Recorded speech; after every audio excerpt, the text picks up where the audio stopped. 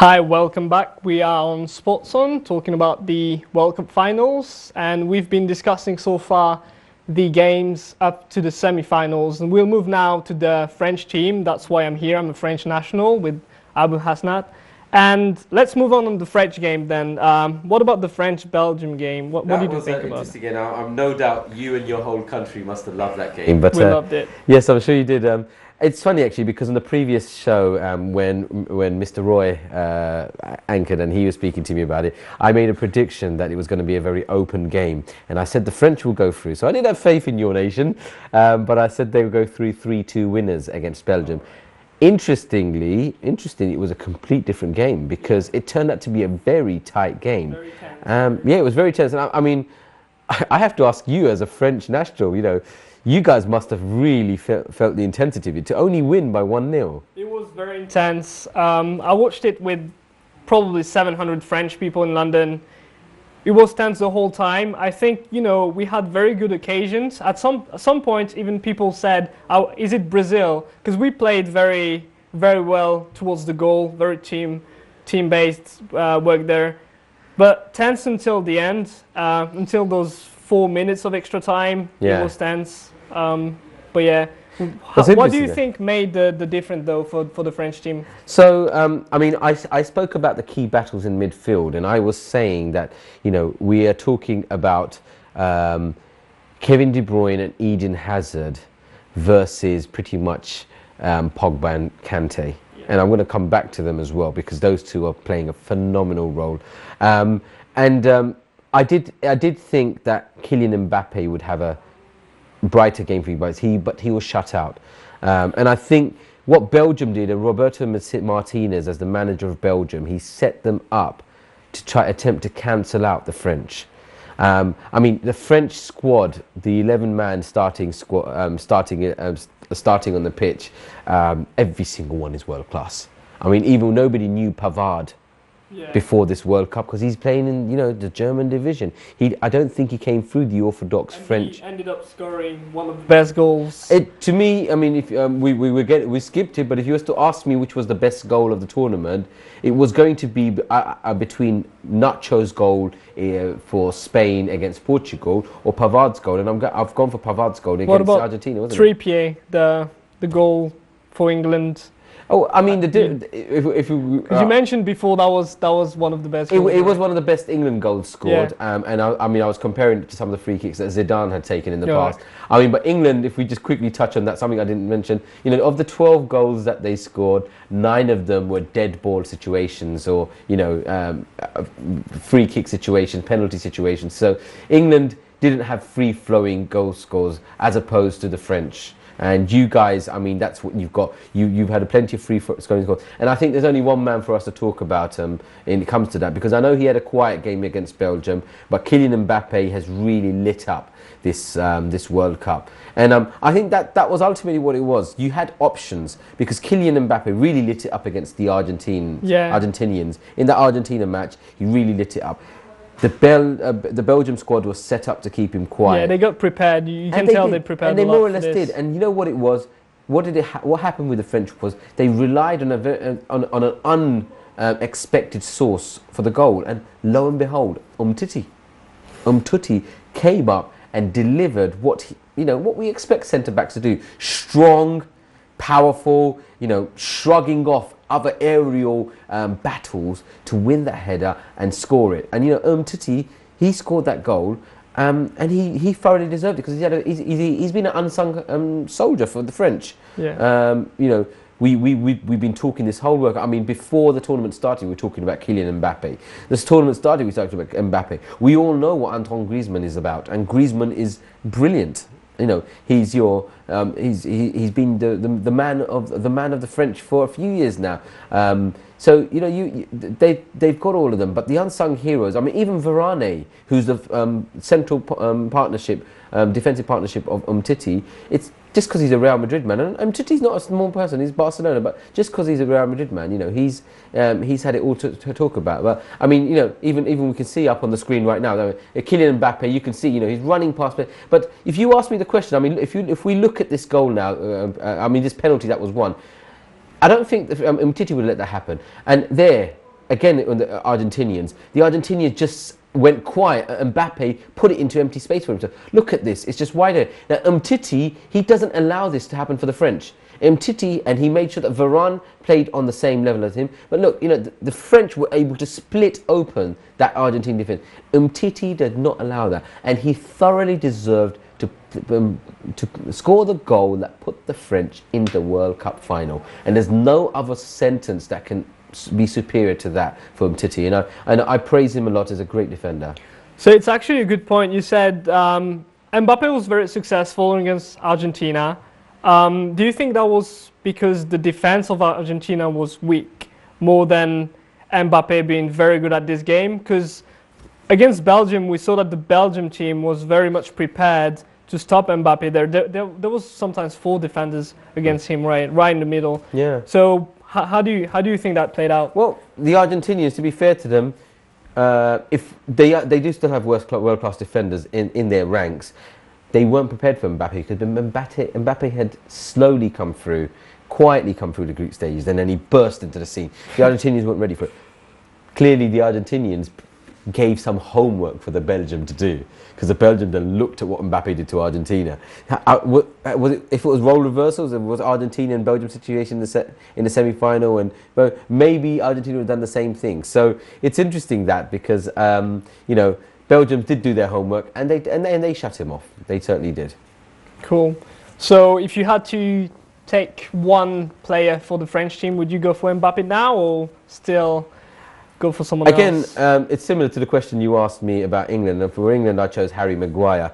And I'm going to do the same thing with the French. I'm actually going to choose not a defender, but a defensive-minded player who doesn't get spoken about, but deserves, is part of that team that took them to where they are. And I'm, as a Chelsea fan, being biased here, but N'Golo Kante. Yeah. N'Golo Kante was a workhorse, and what he did for the French, you don't see. But you know, when you look at the statistics, possession, tackles won, he plays a very big role in the French being where they are today. And when I look at previous teams, you know, in 2006 when France got to the final, and you know, everyone remembers that sort of that M. Bison headbutt from Zidane. But you know, they had a workhorse there in the shape and form of Patrick Vieira. You know, we spoke about Patrick Vieira back then. If you go even further back to the 1998 squad, you know, they had Emmanuel Petit amongst that. They had Makelele. You know, they had the workhorses. So the French have always had a workhorse that never gets mentioned. So, gosh, how could I forget? 98, Didier Deschamps was one of them, and he's the manager now. So N'Golo Kante is my French player for this World Cup. Well, in terms of me, I'm not sure if it's because I am risk averse, or, you know, because there was too much tension during the Belgium match, but I think I would take the goalkeeper, Lloris. I think he had, you know, quite a few good saves, and overall, he's really pushing the team as well. Even though he's at the back, you know, he's always pushing the team. But I think 2 of the saves he had really, you know, saved the French team. Well, he did. He made those great saves against the shot from Eden Hazard and Kevin De Bruyne against Belgium. So he kept you guys in it. It's actually, I should take this opportunity because I'm starting to lean towards the fact that you've chosen Hugo Lloris as your French player of the tournament. If I was to ask you to choose, now that you've been living in England for the last few years, if I asked you to choose an English player, who would you say was the outstanding performer for us English? Well, I think the goalkeeper did great, so that would be my first pick. But maybe in terms of the team, probably Sterling, because even though he hasn't been successful at the finish, I think he's been very good at, you know, similar to Mbappe, but to a certain extent, getting the ball from back there up to, you know, a dangerous place at the front where they could work something else with Kane. That didn't really happen, but actually he did open the game towards the front. Probably I would take Sterling. You know, I like players who can run the whole pitch and bring the ball up there. I have to share something with you, Mehdi, because it's interesting you picked Sterling, because there is a lot of English people that were actually criticising Sterling, and they don't actually like Sterling anymore. They're saying that he's been taking too many touches, he's too greedy. So sort of that player that's majority of fans are not pleased with is Sterling. And interesting, because I'm going to ask you as a Frenchman, is there the French are in the final, but you must have a player that the French nationals are criticising. Well, if it is very true, we have that one player, which is Olivier Giroud, who is not very liked. Are you saying that because I'm a Chelsea fan and you want to criticize it? No, in general, even with the Belgian team, I mean, you know, Olivier Giroud hasn't been successful. No offense to him as a person, but people didn't really like the fact that he was playing against Belgium in the French pub, actually, where I was. Now, I think there is some reasons for this. He hasn't, even though he's not necessarily important because of his calls, he's been giving very good balls that ended up in the game. We saw the Mbappe goal. That's a Giroud pass, right? But in terms of goals, hasn't been very successful. He's playing the offside game a lot. So, you know, a few occasions here we could have done something with, but we ended up having the offside. And in general, you know, not being seen too much on the screen. I think that's what the French national kind of, because they're liking the Mbappe superstar, the Griezmann superstar, and that's probably what they're getting from Giroud. It's interesting actually because the French team, they've always had that sort of Giroud player. Because if we go back to '98, you know, they had Christophe Dugarry.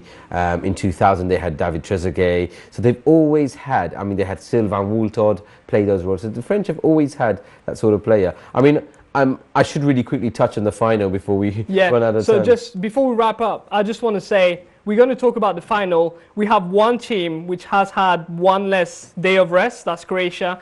Played twice, up to, you know, additional time, almost penalties. Do you think France has a very good shot here? Obviously, I'm biased. I think we are going to win. But what's your prediction on this game?